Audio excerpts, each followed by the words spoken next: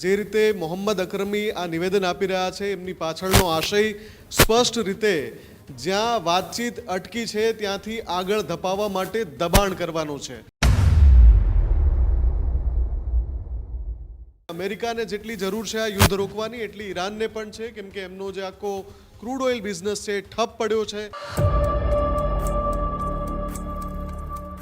Crude ઓઇલનું જે ઉત્પાદન થઈ રહ્યું છે ખર્ગ આઇલેન્ડ પર, ત્યાં હવે સ્ટોર કરવા માટે ઈરાન પાસે જગ્યા નથી બચી।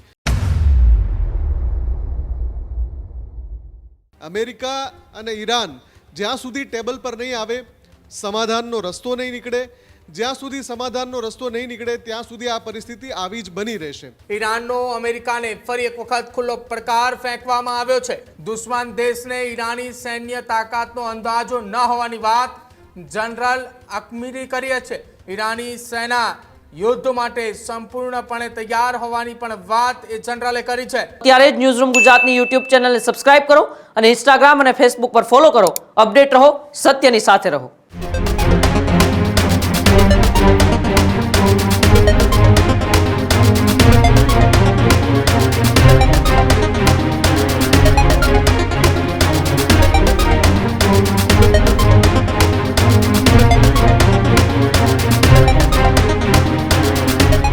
યુદ્ધની સ્થિતિની વચ્ચે હવે ખુલ્લા પડકારો ફેંકવામાં આવી રહ્યા છે।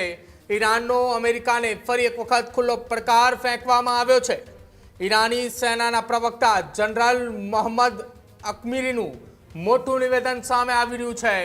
દુશ્મન દેશને ઈરાની સૈન્ય તાકાતનો અંદાજો ન હોવાની વાત જનરલ અકમીરી કરી છે। આ યુદ્ધમાં પીછેહટની હવે કોઈ સંભાવના ન હોવાની વાત ઈરાન દ્વારા કરવામાં આવી છે। ઈરાની સેના યુદ્ધ માટે સંપૂર્ણપણે તૈયાર હોવાની પણ વાત એ જનરલે કરી છે।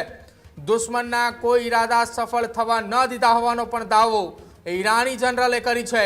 હોર્મુઝ પર બંને બાજુએ ઈરાનનું પ્રભુત્વ હોવાની વાત ઈરાની જનરલે કરી છે।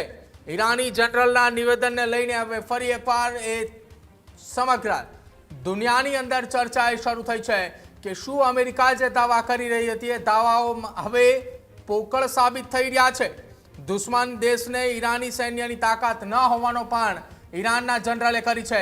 મુફદ્દલ કપાસી મારી સાથે ન્યૂઝરૂમથી જોડાય છે। મુફદ્દલ, જે બંને દેશો વચ્ચે યુદ્ધ ચાલી રહ્યું છે જેની અસર ન માત્ર બંને દેશ પરંતુ આખી દુનિયા પર જોવા મળી રહી છે, એ તમામની વચ્ચે ઈરાની જનરલનું એક નિવેદન કે હોર્મુઝ પર સંપૂર્ણ નિયંત્રણ એ ઈરાનનું છે અને ઈરાનની તાકાતનો એ દુશ્મની દેશને અંદાજો ન હોવાની વાત કરી છે। હાલ બિલકુલ પ્રદીપ, આ અત્યારે જ્યારે ટ્રમ્પ ચીનના પ્રવાસે છે અને ત્યાં દ્વિપક્ષીય વાતચીત ચાલી રહી છે એવા સમયે બેકડોર એક મેસેજ મોકલવાની કોશિશ છે। જે રીતે મોહમ્મદ અકરમી આ નિવેદન આપી રહ્યા છે એમની પાછળનો આશય સ્પષ્ટ રીતે જ્યાં વાતચીત અટકી છે ત્યાંથી આગળ ધપાવવા માટે દબાણ કરવાનું છે। લગાતાર પ્રયાસ થઈ રહ્યા છે કે શાંતિ વાર્તા આગળ ધપે, કેમ કે અમેરિકાને જેટલી જરૂર છે આ યુદ્ધ રોકવાની એટલી ઈરાનને પણ છે, કેમ કે એમનો જે આખો ક્રૂડ ઓઇલ બિઝનેસ છે ઠપ પડ્યો છે। ઈરાનમાં હમણાં જે ખર્ગ આઇલેન્ડ છે ત્યાં મોટી માત્રામાં ક્રૂડ ઓઇલનો રિસાવ થયો હતો અને ત્યારે એવી વાત આવી હતી કે ક્રૂડ ઓઇલનું જે ઉત્પાદન થઈ રહ્યું છે ખર્ગ આઇલેન્ડ પર, ત્યાં હવે સ્ટોર કરવા માટે ઈરાન પાસે જગ્યા નથી બચી અને ઈરાનને ક્રૂડ ઓઇલ બહાર મોકલવું છે, પણ હોર્મુઝથી આગળનો જે ખુલ્લો સમુદ્રી માર્ગ છે ત્યાં અમેરિકન નેવી છે એણે બ્લોકેડ કરીને રાખ્યું છે। એટલે આ પરિસ્થિતિ ઈરાનને પણ ખૂંચી રહી છે। હવે શબ્દોના બાણ ચલાવીને એક કડક મેસેજ આપવાની ઈરાન કોશિશ કરી રહ્યું છે। અંતે આમાં પ્રયાસ એ જ છે કે ટેબલ ઉપર બંને દેશો આવે। અમેરિકા અને ઈરાન જ્યાં સુધી ટેબલ પર નહીં આવે, સમાધાનનો રસ્તો નહીં નીકળે, જ્યાં સુધી સમાધાનનો રસ્તો નહીં નીકળે ત્યાં સુધી આ પરિસ્થિતિ આવી જ બની રહેશે। આ સંકટના કારણે જ લગાતાર એવી કોશિશ કરવામાં આવી રહી છે, અલગ અલગ સ્તરેથી નિવેદનો આપવામાં આવી રહ્યા છે। IRGC જે ઈરાનની મુખ્ય સેના છે એના જે આ કમાન્ડર છે આ પ્રકારનું નિવેદન આપીને કહી રહ્યા, અમેરિકાને એક પ્રકારે પડકાર ફેંકી રહ્યા છે કે અમે સંપૂર્ણપણે તૈયાર છે।